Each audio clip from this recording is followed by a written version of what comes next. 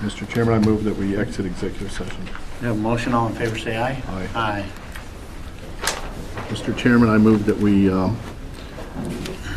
approve the consensual lien agreement request as presented in executive session. And that's just for the chair to sign right there. We have a motion. All in favor, say aye. Aye. Aye.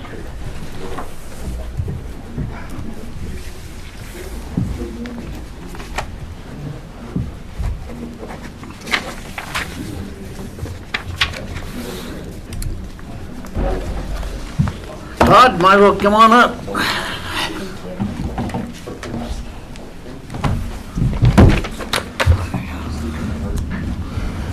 You ready? So, Todd Marger with Bannock County Juvenile Justice in the Village. Matt Olson, Bannock County Juvenile Justice. So we're here today regarding the co-location agreement between the Village, Division of Bannock County, and the Idaho Department of Juvenile Corrections. We've contacted everybody. This pertains to Dan Kendall, Christie, IT, and then Brian Trammell's been through it.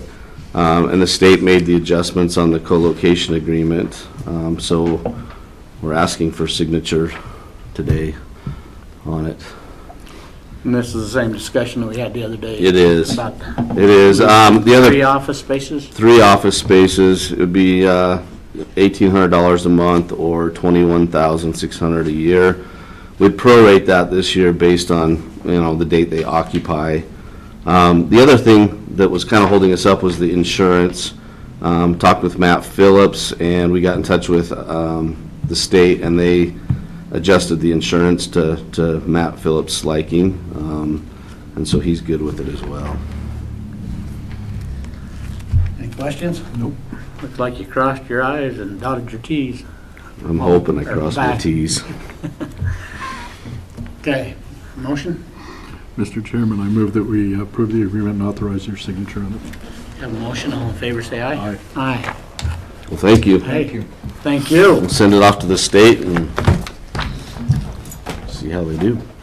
I can take it down. You want me to take it down to Christie or just, probably Yeah, too. oh, yeah.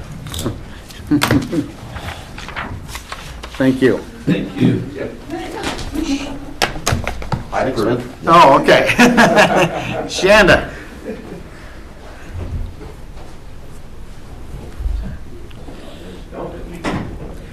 Shanda Crystal, Chief Procurement Officer. Is this one? No. I have 2 items before the board today. The first one, I would like to discuss a recommendation to award the Fairgrounds Exhibit Hall Steel Building invitation to bid. As we went out for bids, we did receive 2 responses back in for that. The low bidder has met all mandatory requirements, and I would recommend awarding the Fairgrounds Exhibit Hall Steel Building invitation to bid to Teton West of Idaho for $615,850. Questions? Nope. Motion? Mr. Chairman, I move that we award the contract as presented. We have a motion, all in favor, say aye. Aye. Aye. Thank you.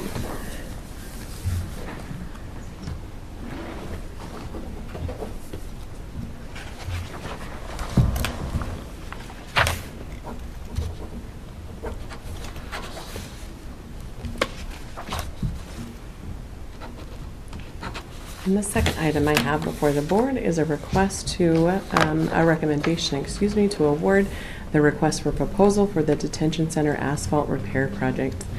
This request for proposal, we did receive 3 different proposals in for this one, and upon completion of the evaluation, I would recommend awarding the proposal for asphalt repair and sealant coat to Superior Asphalt.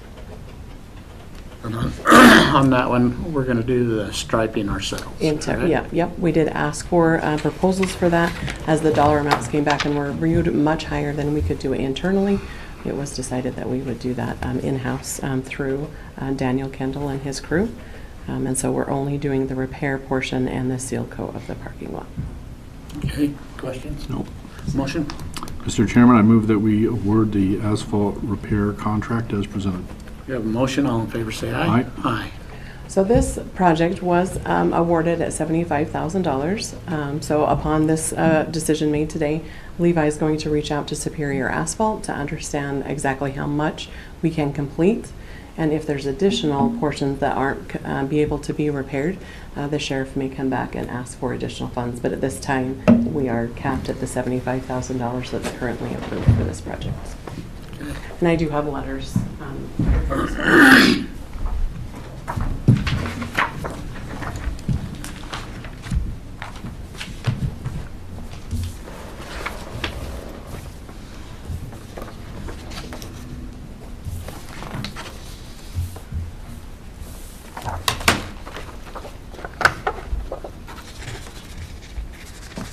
There's 3 on that.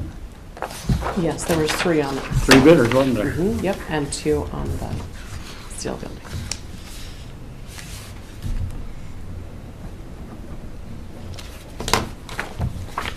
Excellent, that's all I have for the posting. Oh, thank you.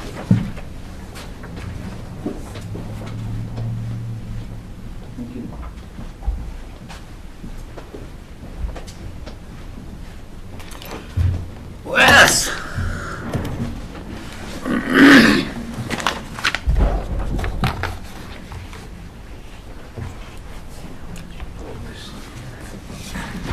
Good morning. Good Wes morning. Jones, Office of Emergency Management. And Darren Lettering, Idaho Office of Emergency Management, Area Field Officer. I've asked Darren to come in and talk about the Emergency Management Assistance Compact. All right, gentlemen, ladies, thank you. First off, I want to thank from the state that the county has provided one county employee, Karen Trumbull, who works in the Emergency Management Office there, to go to North Carolina, and she is working as a VOAD, Volunteer Agency Liaison, in Asheville.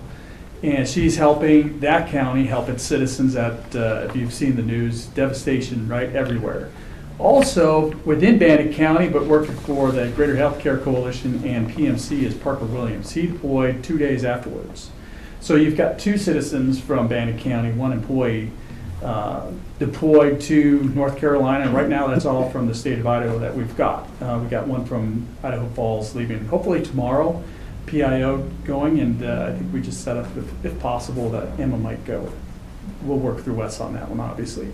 But citizens of Bannock County doing a great job on that, and it's the EMAC process that it is allowing this. That's Emergency Management Assistance Compact. So that works, that's a national law, and it's in state law also. And I forwarded some notes to Christy over here about where that's at. It's 46, Idaho Statute 461018, I think it is. But it's Emergency Management Assistance Compact. So it's in federal law and state law.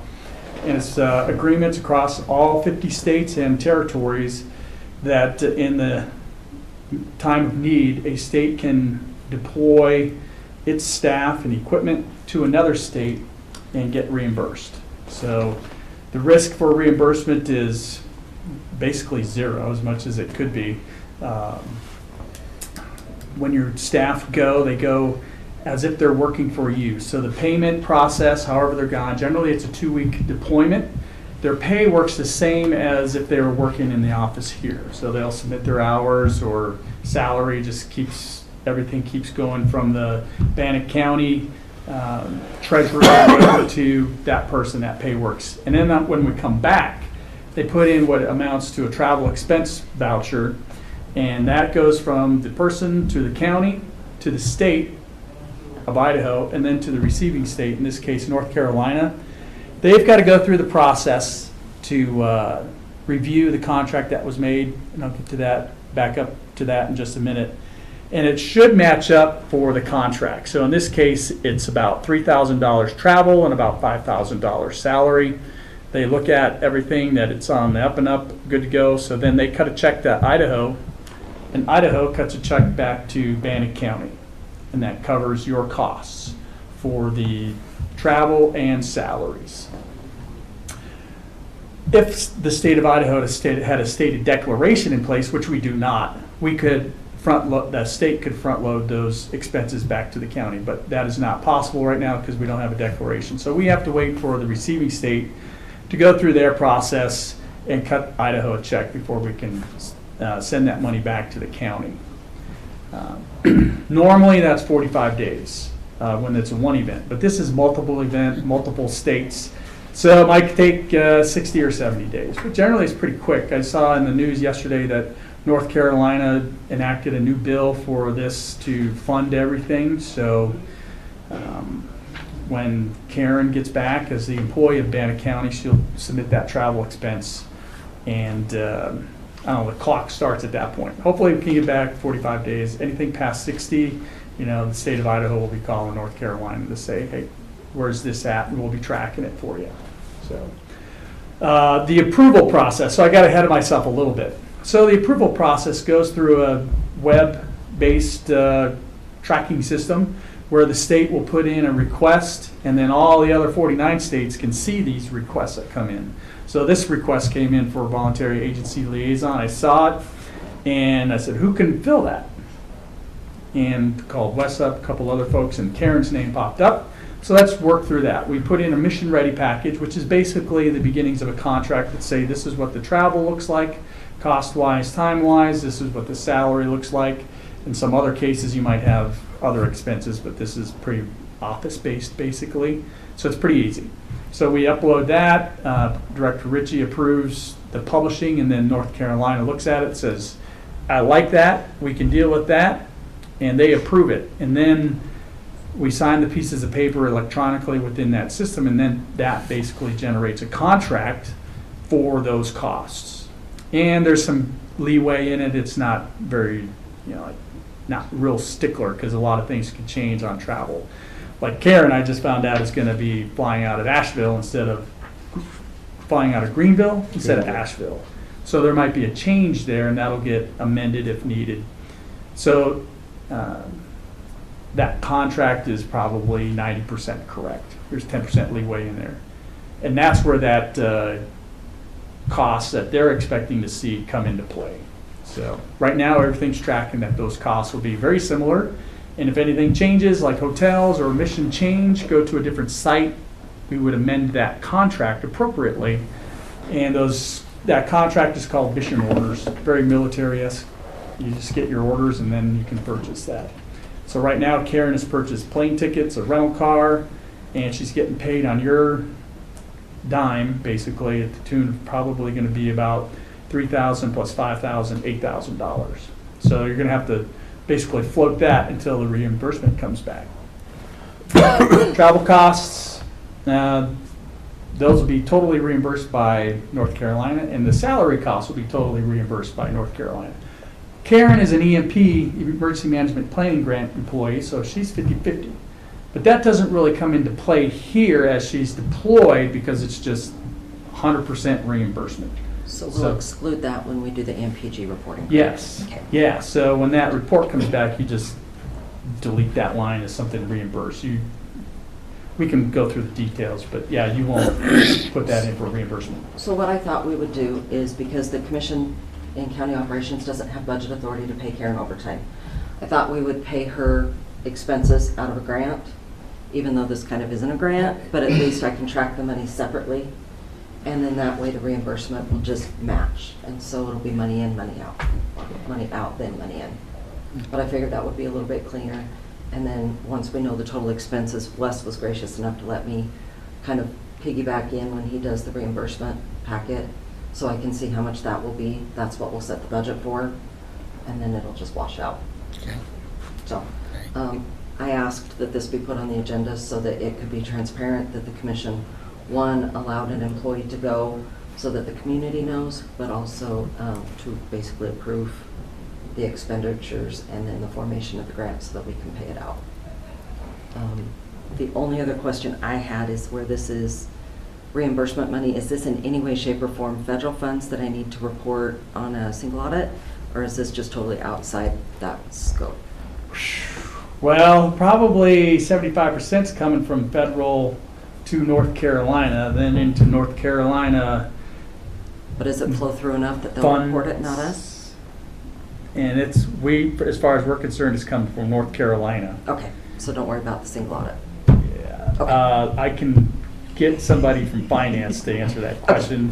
I just want to make sure we're doing it right if we have to report anything Because at the real all. answer is I have no idea on that question specifically. I'm probably digging really deep, but Yeah. I just want to make sure we're covered just in case. Yeah, So, you know, 75% of it is originating in federal dollars somewhere, but Okay. it's 5 or 6 steps away. I don't know. sorry. Yeah, I'll ask Matt. Matt gets back on the 17th, Matt McCarter, so he'll be able to answer that. So this contract, who signs it for the county? Or for Karen? The county has signed, the state signs that contract. Yeah, nobody has signed for the county. That approval comes from the process that's informalized and And now- it's in that state contract, it's in the state statute that kind of helps that flow. So this essentially would be the formal approval of it. And that's what I was kind of wondering, because everything else, I mean, even if we do it, backwards, we usually have some session that we talk about it and sign something, or a resolution, or do something, where we haven't done anything but had phone calls on this one. And it all happened really fast. Yeah, and this one actually relatively slow. Because Some of these go in a matter of hours, and that's how the various processes in that state statutes work out. It's like, when this happens, we can move through this process. And I'm not against anybody going and doing, I think it's a great deal, but the process and the flow, I want to make sure that we kind of develop a process a little bit in the county, just like this. I mean, we had a few phone calls, what's this, and who's, and where's the money coming from, and Yeah, Yeah. when Karen started asking about timesheets, I started making phone calls because I had not heard anything about it. But now we know, the commission will be notified by Wes, then you guys can let me know, and then we'll work out, Yeah. timesheet issues and things like that. And that's the standard process that we go through. That on emergency situations, a lot of the times, we're not going to have the time to convene Right. to have a collective agreement, so the decision's always going to come from the elected officials, which is why we started with that And then we initial just, correspondence. and then ratify it And- after. Yes, and because, like Darren says, a lot of these, you'd only have minutes or hours to get something going. We had the luxury, and I say luxury, it was 3 days, so that was still ample time, but it Well, was just long-term and planning process. originally, it looked like everybody was going to leave on Monday, and then that's where it kind of backed up a little bit to buy some time. It shifts based on, different approvals and processes and what the requesting states want. So they'll always put, we want deployment on 10/4, October 4th, on the day that's the day to decide they want it. So I just add 2 days. Everything is negotiable on those, they just want people, and they have to put a date. So we work around a lot of that. So I just put October 6th on that one and allowed things to flow. And, the advantages are, number one, that the people in North Carolina are getting helped. And here, you're going to get staff that go and see the real workings of how this is supposed to happen, how it can happen, some of the mistakes that get made, and they're walking into just real life stuff that can't be simulated anywhere. Well, I'm glad Emma's here too. We should be contacting the news and letting them know what's going on too, in my opinion. This is a positive thing that we've done in Bannock County. We always get, the blame when things are wrong. When something's good, we ought to take credit for it at the same time. Any concerns with that? No, highly recommended. I've talked to Wes and Emma. I said, hey, let's coordinate between the Idaho PIO and Emma, and let's get a message together. Doesn't have to be the same, just kind of coordinated. It's Yeah. absolutely a great thing. Okay. You're on top of it then, huh? All right, thank you. Yeah, Emma's on board, and that's one of the things we're looking at too, is potential deployment dates for Emma here in the near future as well. See, it's not the beautiful thing, but when the requests go out, it'll be across the board. And so when those requests go out, it's like, I can fill it, I can fill it, I can fill it, and they'll close it. So they'll throw it out to everybody and who's immediately available, I can.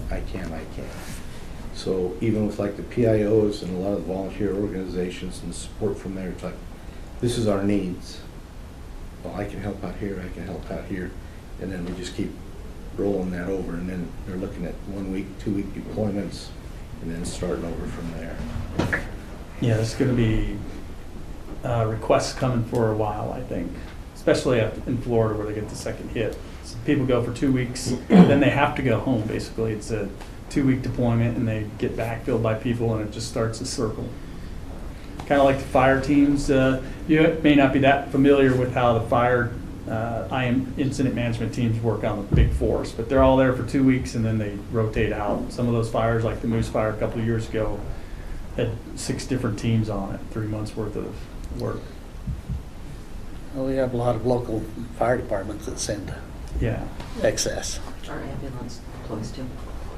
City of Income has sent tenders quite a bit. I remember when the Teton Dam broke, we had a lot of people come support, a lot of help. You can't do it by yourself. Any further questions? Nope. Thank you. Thank you very much.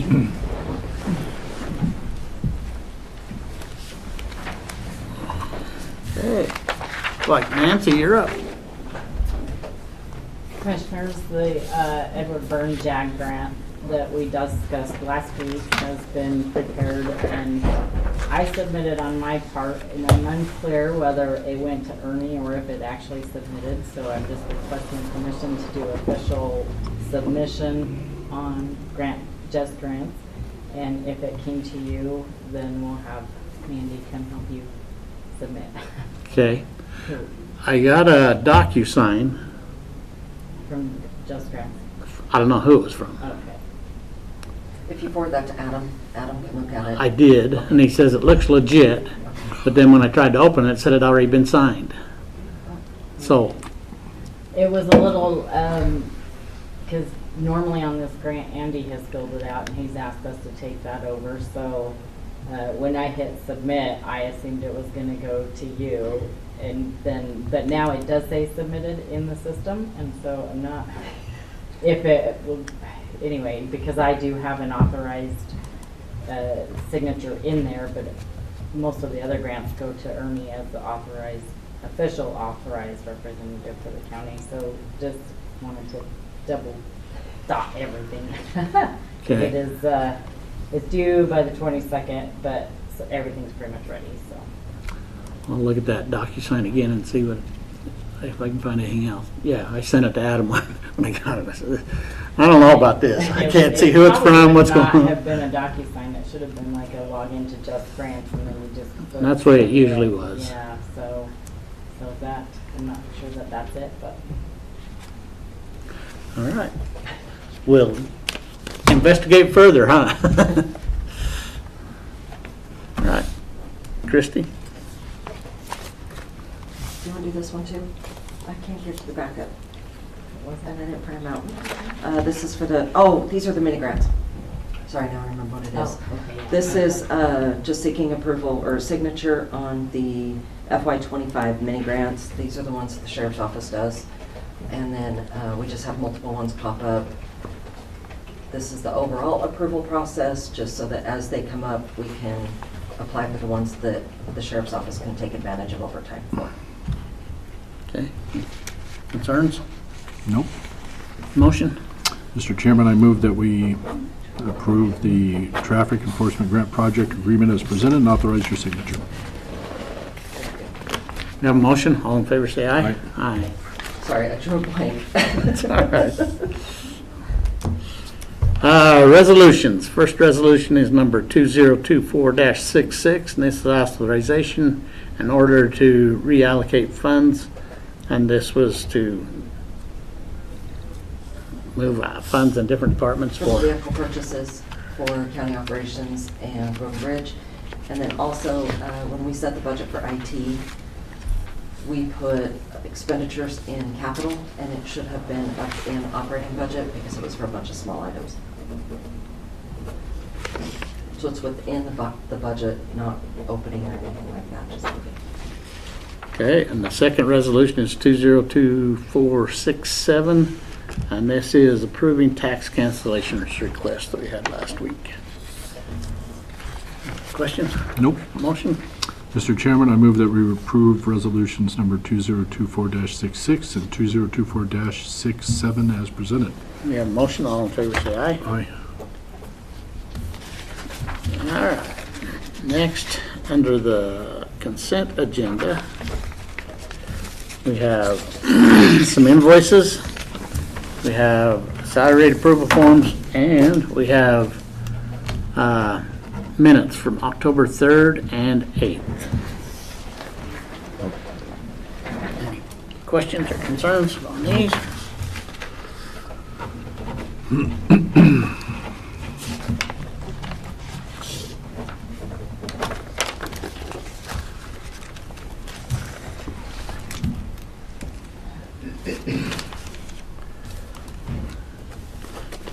Have a motion, all in favor, say aye. Well, we don't have a Oh, motion. should we? I'll You said make yes, one if you huh? want. Okay, Mr. Chairman, I move that we approve the consent agenda as presented. we have a motion now. All in favor, say aye. Aye. Aye.